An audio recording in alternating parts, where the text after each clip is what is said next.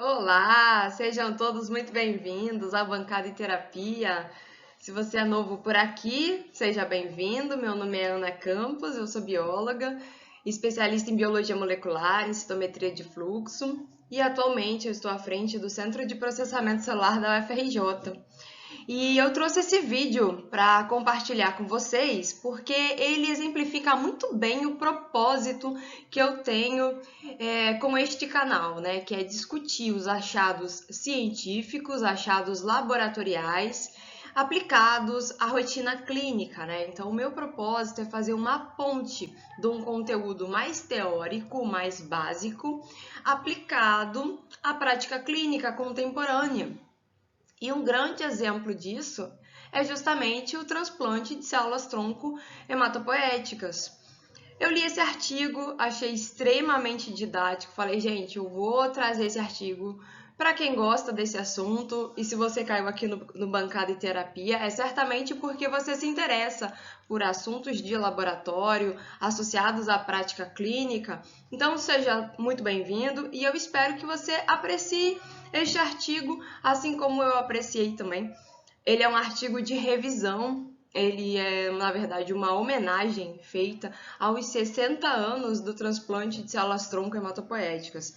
Foi publicado numa revista de renome, a Hematológica, agora em 2020.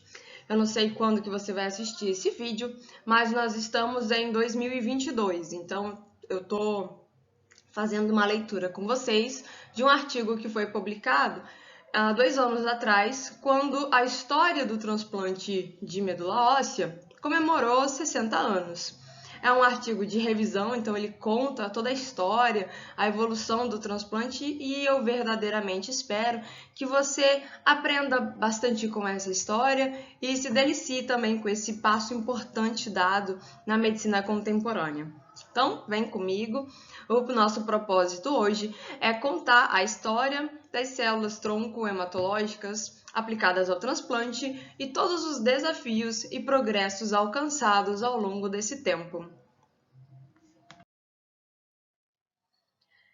A primeira parte de qualquer artigo é o abstract. O abstract é um grande resumão, né? E o objetivo deste trabalho é uma mudança de paradigma mesmo, que foi alcançada. O transplante de medula óssea, ele passou de ser uma declaração de morte em 1960 até virar um tratamento padrão para doenças malignas de ordem hematológica e também não malignas hoje. O objetivo aqui do estudo é contar essa história de como que a gente avançou então até o momento para mais de 1,5 milhão de transplantes realizados, performados em todo o mundo e a presença de mais de 1.500 centros transplantadores ao longo de todo o mundo. Então vamos lá. Antes de começar o artigo propriamente dito, eu preciso fazer uma breve contextualização histórica para vocês, que é o final da Segunda Guerra Mundial, onde foram lançadas 2 bombas sobre as cidades de Hiroshima e Nagasaki. Então, esse foi um evento de grande porte e grande impacto e fez com que toda a comunidade científica passasse a discutir com precisão, com necessidade, os impactos da irradiação sobre a humanidade, né? Então, a nossa história começa da necessidade de se aprender a manejar os danos causados pela irradiação. E aí começam vários trabalhos espalhados pelo mundo, no qual eu vou trazer alguns específicos para vocês. Em 1949, um pouquinho depois desse lançamento, que foi em 45, o grupo de Jacobson e colaboradores demonstrou então em ratinhos que havia uma proteção da medula óssea quando partes do corpo desses animais eram protegidos com chumbo. Então, qual foi o impacto direto, né? A partir do lançamento das bombas sobre Hiroshima e Nagasaki, foram vistas uma série de alterações surgindo na população. Queimaduras, aplasias, isso sem contar os óbitos propriamente dito, né? Então, o grupo de Jacobson, por exemplo, começou a se concentrar em formas de se proteger e viu que o chumbo era uma barreira efetiva para esses danos quando incididos, né, sobre o organismo do animal.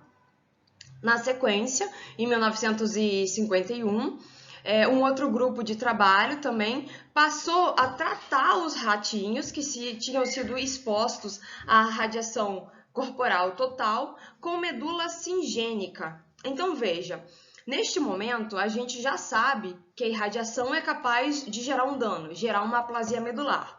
Porém, agora a gente já aprendeu que se o organismo estiver coberto com chumbo, ele passa a estar mais protegido. E na sequência, evidenciou-se também que esses animais, quando eram expostos à radiação e, consequentemente, passavam por esses danos e tinham a aplasia medular, quando eles recebiam uma medula singênica, eles recuperavam a estrutura da medula. Neste momento, vale a pena eu esclarecer um conceito para vocês, que é um conceito importante, que é o citado aqui, o singênico, né? Nós temos dois tipos de transplante atualmente, o autólogo e o alogênico.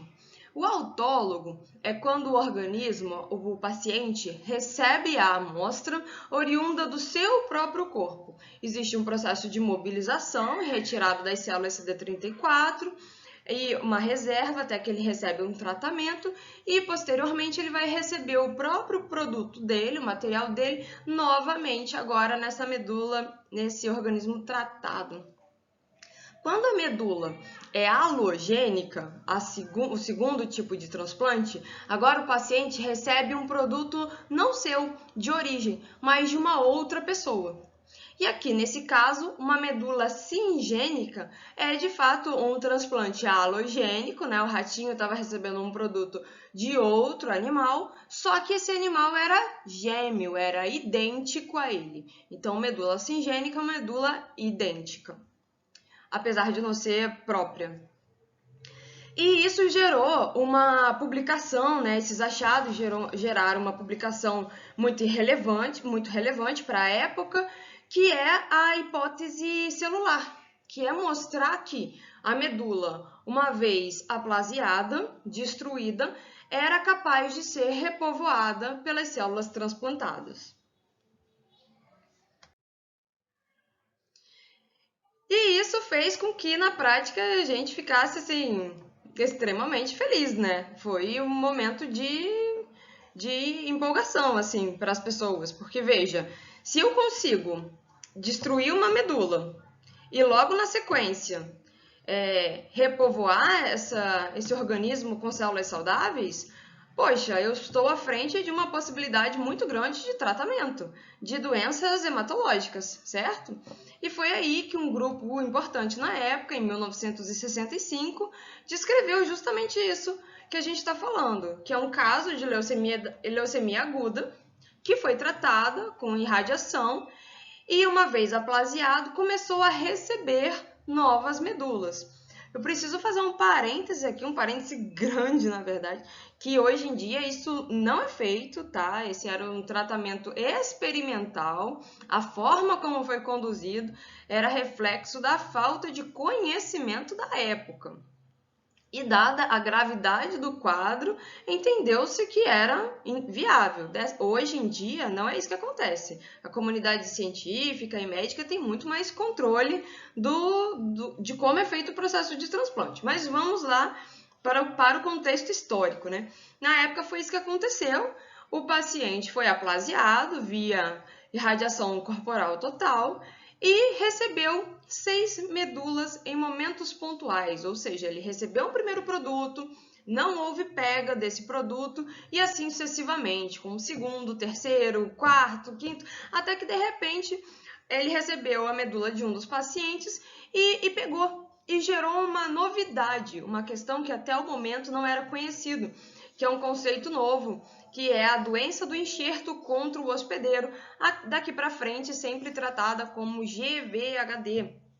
A GVHD é uma resposta quando a medula do doador ela reage contra o organismo do paciente. Então, ela é fruto de uma resposta imune, onde agora o produto que foi doado, ele começa o corpo, né, o organismo, o paciente que recebeu esse produto, ele começa a rejeitar aquele produto recebido, o que não é do nosso interesse, certo? Porém, hoje já existem ferramentas de como manejar a GVHD. Na época, quando essa resposta imune começou a aparecer, o paciente, dentro das limitações que havia na época, né, com o tratamento possível, eles conseguiram manejar essa situação e a leucemia acabou entrando em remissão. Então, isso levou a um raciocínio, uma conclusão dos clínicos da época de que, na verdade, seria, pois, o segredo de tudo a própria GVHD. Então, quer dizer que desenvolver essa doença do enxerto contra o hospedeiro faria com que a doença sumisse? Estaria nela o segredo da chave do sucesso, né? E continuaram-se as tentativas, então. Mas, infelizmente, daqui para frente, os resultados eles realmente não foram bons. E em 1970 foi publicado um estudo que passou a mostrar um caso de frustração assim imensa, né? Um trabalho que mostra um N de 200 casos de várias doenças, 73 casos de anemia plástica, 115 de leucemias em estágio avançado, 12 casos de imunodeficiência e aquele caso bem-sucedido da leucemia que entrou em recidiva depois dos 6 transplantes não mais se replicou. Então, os 12 casos vieram a óbito, o que foi um balde de água fria na comunidade médica e eles cancelaram os procedimentos, desistiram de continuar os seus trabalhos. Os estudos, então, eles partiram da necessidade de se compreender sobre tratamento, que é o que a gente chama de regime de condicionamento, entender melhor a resposta do organismo contra o enxerto e entender os princípios da histocompatibilidade. Em parte já sabia que cada órgão, cada organismo é um organismo único, com suas barreiras imunológicas clássicas, e que essa migração de um órgão, de um corpo para outro, tinha lá suas limitações, questões de incompatibilidade. Cabia, então, daqui para frente, a necessidade de se aprender mais, entender melhor como é que tudo isso funcionava, né? Vale a pena dizer que os achados até o momento, então até a década de 70, era já suficiente para dar uma desmotivada importante, tanto no corpo de pesquisadores, né, o corpo não clínico, como os médicos, que infelizmente muitos imunologistas consagrados da época entendiam que essas barreiras de imunidade elas eram praticamente intransponíveis. Sendo assim, a aplicação foi deixada de lado, de ordem clínica, e os estudos passaram a seguir somente em laboratório, focando agora nesses 3 critérios que a gente acabou de comentar. Então, o primeiro trabalho, né, se focou em conhecer melhor a histocompatibilidade, agora deixando de lado os estudos em ratinhos e passando a estudar mais em animais de maior porte, como é o caso de cães e macacos, comparando mesma ninhada, ou seja, onde não haveria essas questões de histocompatibilidade, com ninhadas diferentes. E nessa época, ficou claro a necessidade de se prevenir essa resposta imune e foi identificado também um medicamento muito importante que é utilizado até hoje, que é o metotrexato. Vou fazer um primeiro parênteses importante aqui para vocês, não está no artigo, mas isso é muito fundamental de ser discutido, que é de fato o metabolismo, né? Qual é o mecanismo de ação desse metotrexato? Ele é um antimetabólito e é um antifolato. Ele inibe uma enzima responsável pela transformação dos dihidrofolatos em tetrahidrofolatos. Meu Deus do céu, para que serve isso? E na real, esses compostos eles são utilizados na síntese das purinas. Bom, vamos lá. Vocês vão lembrar que o nosso material genético, o nosso DNA, é composto por pequenos nucleotídeos. Esses nucleotídeos são, por sua vez, então, compostos por uma tríade formada por um grupamento fosfato, uma base nitrogenada e uma pentose. Essas bases nitrogenadas, elas podem ser púricas e pirimidínicas, as purinas e as pirimidinas. Essa proteína, então, ela é importante, esse composto tetrahidrofolato é utilizado na síntese da purina. Veja bem, se eu bloqueio a utilização de um composto que é usado para a síntese da purina, eu não tenho mais purina livre no organismo. Se eu não tenho mais purina, dificulta a construção do meu nucleotídeo. Se eu não tenho mais nucleotídeo, aí a constituição do meu DNA por completo fica comprometida. E é dessa forma que ele age atrapalhando a divisão celular. Porque se eu comprometo a síntese de DNA, eu comprometo a replicação dessa célula. Então, esse medicamento é um antimetabólito, porque ele age principalmente em tecidos que se proliferam de forma rápida, que é justamente o caso dessas células malignas que têm um metabolismo acelerado. A grosso modo é isso. E, em paralelo com esses grupos que trabalhavam agora com a histocompatibilidade, haviam outros grupos também que trabalhavam com doses de radiação, continuaram seus estudos focados na irradiação. E foram validando qual é a melhor curva, qual é a melhor concentração para se encontrar a melhor relação custo-benefício.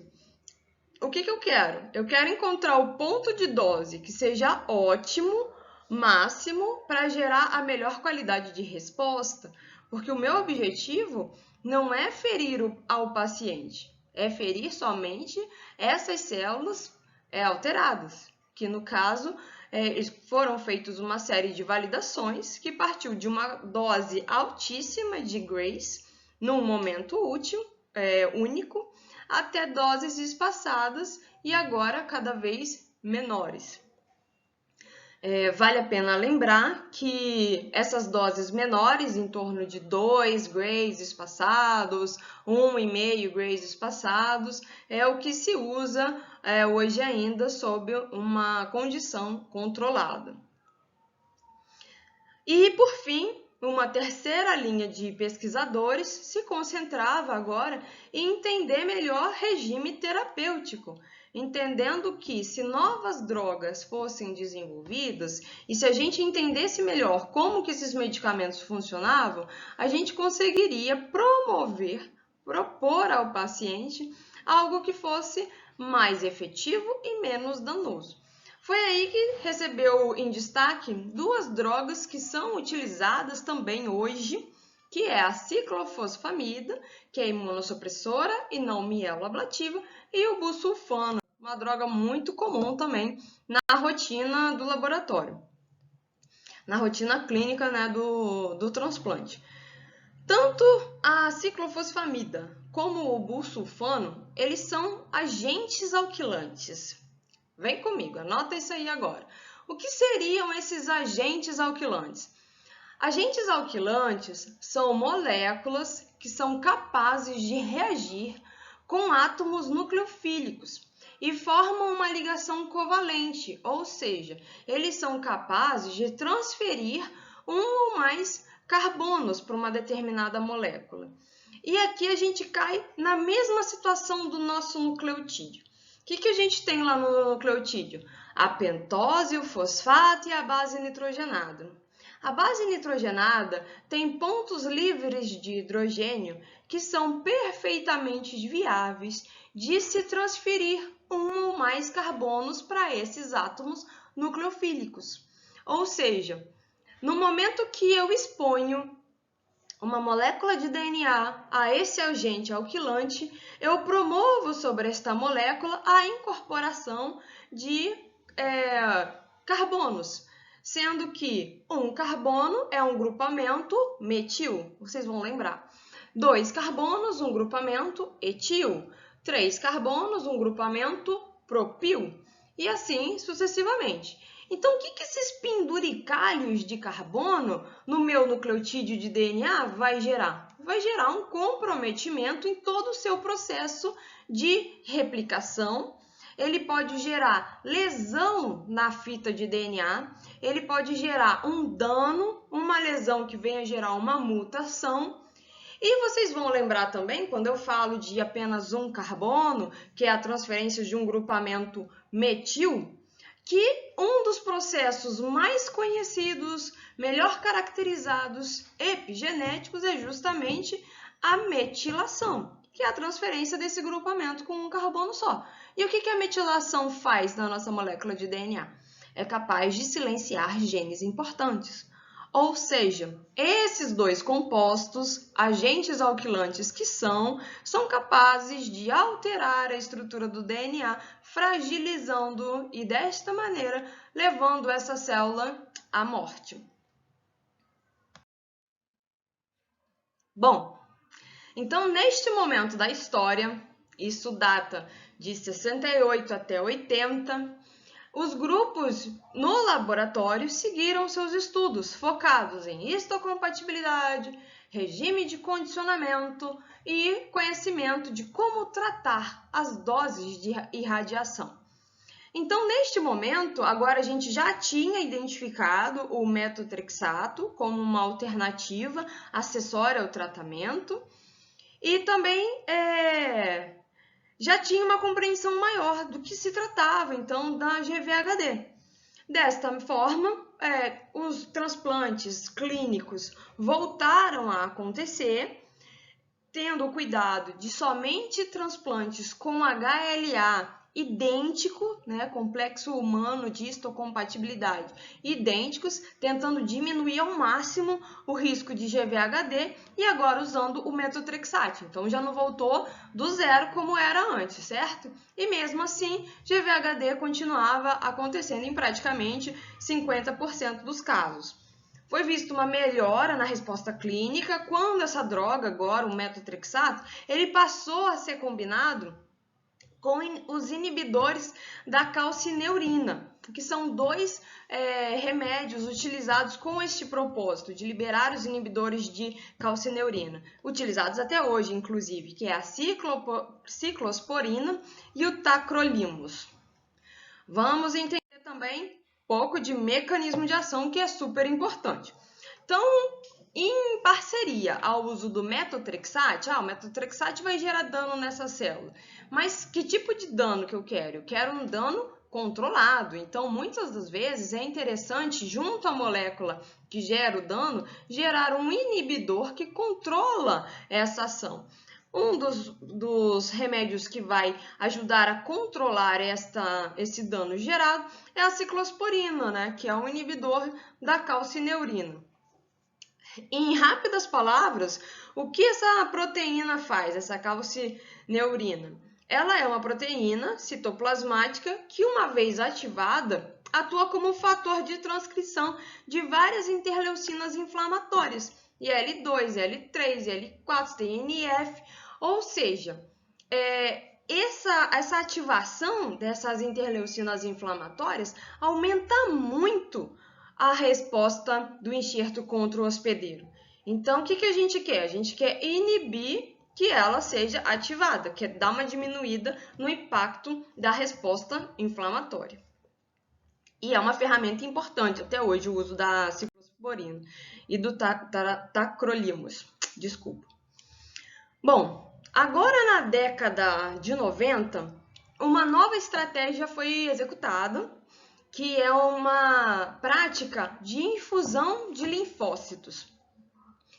Ainda pensando na GVHD e nas respostas imunes geradas no momento do transplante, entendeu-se que, se fosse realizada uma depleção de linfócitos, a gente podia diminuir ao máximo essa resposta do enxerto contra o hospedeiro e essa medula poderia pegar melhor. Então, foi feita essa tentativa de se remover as células T do contexto do transplante. Só que, curiosamente, aprendeu-se com isso que essa medula também não pegava. Ou seja, permitir que haja essa resposta imune é super importante, por mais que ela tenha efeitos colaterais, né, sobre essa pega, aprender a manejar é extremamente importante. Não somente retirar essas células que poderiam gerar interleucinas inflamatórias em potencial, né, tirar essas células T do contexto. Essa não era a saída e foi feito então uma construção de raciocínio onde era feita uma depressão temporária de linfócitos, um condicionamento, recebimento dessa medula e logo na sequência uma infusão controlada em doses pré-estabelecidas de linfócitos de forma estratégica, visando o controle dessa GVHD, que é uma prática utilizada até hoje, diga-se de passagem. Foi lá que começou. Então, até que chegamos numa data muito importante para a história do transplante, que foi 1979, onde o primeiro transplante humano bem-sucedido de um doador HLA não aparentado, não idêntico, aconteceu com sucesso. E foi justamente um caso de leucemia linfoblástica aguda de células B. Opa, pulei um aqui.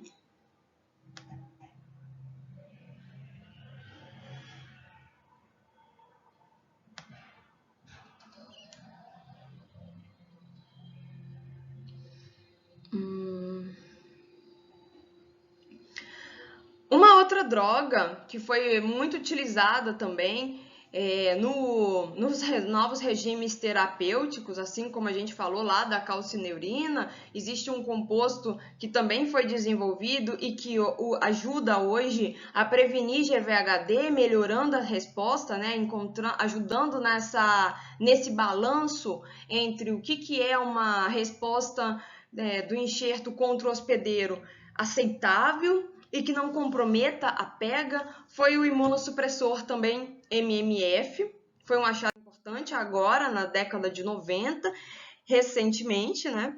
E os ganhos que marcaram o século 21, então, foi justamente os resultados positivos em cima do desenvolvimento dos regimes de condicionamento, que geram agora maior resultado, melhor resultado e menor intensidade, desenvolvimento de novas drogas e o manejo da GVHD com mais clareza. Esse gráfico aqui, ele é um exemplo do que a gente entende hoje, o que tem de ganho desde os primeiros estudos lá na década de 90, né, onde os transplantes de fato HLA não idêntico passaram a acontecer, como que o padrão de sobrevida foi melhorando ao longo dos anos de transplante. Então, se a gente for olhar aqui para uma resposta de 5 anos pós-transplante, nós observamos que os dados iniciais em 5 anos, né, na década, lá no início dos anos 2000, nós tínhamos um ponto de sobrevida em torno de 40%, e nos mesmos 5 anos, a partir da década de 2010, entre 2010 e 2017, esses índices já sobem para 60%, e assim sucessivamente. Então, os dados passam a ser mais animadores, né? Em rápidas palavras, também eu trouxe esse gráfico que é importante para ilustrar como o comportamento, né, todos esses avanços, não somente em termos de condicionamento, controle da resposta do enxerto contra o hospedeiro, aprender a usar a irradiação melhor, mas também modular qual o melhor produto para o melhor padrão de paciente. Porque isso é assunto, na verdade, de um próximo vídeo, uma próxima conversa, porque senão vai ficar extenso demais da gente ficar discutindo. Mas não existe um tipo de doença hematológica, né? Existem vários tipos e de diferentes padrões de comportamento. Bem como a manifestação dessas doenças também é diferente quando a gente pega um idoso ou então pega uma criança com LLA infantil, por exemplo.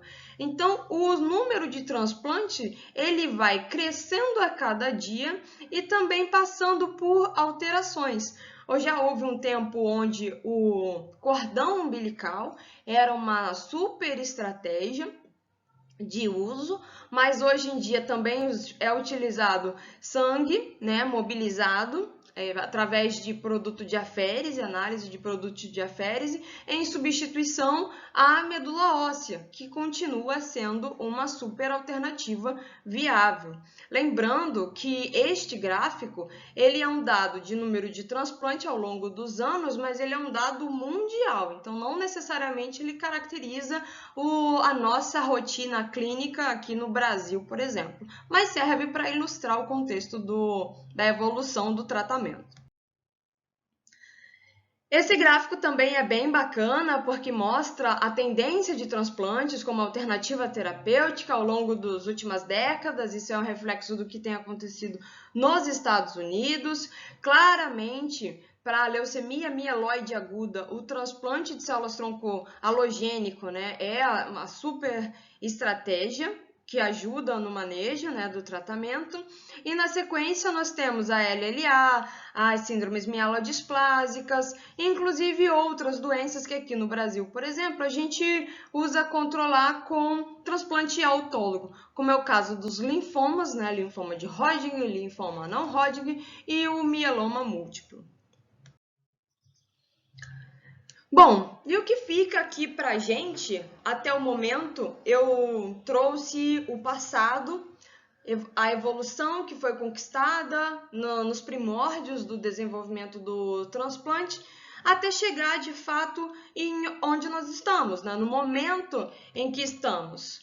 E hoje, quais são as nossas dificuldades, quais são os nossos desafios e quais foram as nossas conquistas até o momento? A tendência atual é que o transplante continue sendo uma alternativa, agora concomitando com o uso de novos inibidores e novos fármacos, sendo que as novas terapias têm trazido um sucesso imensurável e fazendo com que o paciente, muitas das vezes, não chegue nem a efetivamente passar pelo transplante, ou então essas terapias acabam funcionando como uma ponte para encaixar o paciente no seu melhor momento até que ele seja levado ao transplante halogênico. O que é essa terapia nova, então? Um caso muito interessante de sucesso são os inibidores de tirosina quinase, que é o caso da translocação 922 na leucemia mieloide crônica. Se vocês quiserem, eu posso gravar mais um vídeo que fala só a respeito dos inibidores de tirosina quinase, mas vale a pena falar sobre o sucesso, né, do imatinib, do nilotinib, no controle dessa patologia. O uso também dos anticorpos monoclonais, o anti-CD20, rituximab, o anti-CD19, o blinatumomab e assim sucessivamente. O inibidor de proteassomo, que é uma estratégia muito utilizada hoje para o controle do mieloma múltiplo, né? A gente está falando aqui do bortezomib, por exemplo, bem como antagonista da proteína BCL2 e todo o tratamento que está sendo implementado já nos Estados Unidos com sucesso e tem chegado aqui no Brasil, ainda a passos lentos, mas um dia a gente chega lá, que é o uso das células CAR-T. Com relação a essas, realmente preciso de uma aula à parte só para falar das células CAR-T, que de fato é um tratamento muito promissor. E o que fica de tarefinha de casa, né? O que a gente espera para o futuro? O manejo dessa toxicidade de tudo que já foi conquistado até o momento é o que ainda é de grande desafio. Então agora utiliza-se tudo que já foi aprendido agora de forma mais orientada. A gente sabe que a irradiação funciona, porém agora a dificuldade é de se usar a radioimunoterapia de modo a reduzir a carga tumoral, focando em ter um condicionamento de menor intensidade e mais focado, mais direcionado para a célula alterada efetivamente. Então, existe essa alternativa da imunoterapia, né, da radioimunoterapia, que é a radioterapia com alvo específico, bem como as vacinas com antígeno hematopoético e o uso de células T geradas in vitro. Então, os atuais estudos se concentram nesses dois temas, que podem ser foco também de novos vídeos, novos questionamentos que eu posso trazer para vocês aqui no canal. Bom, gente, eu não sei se vocês gostaram.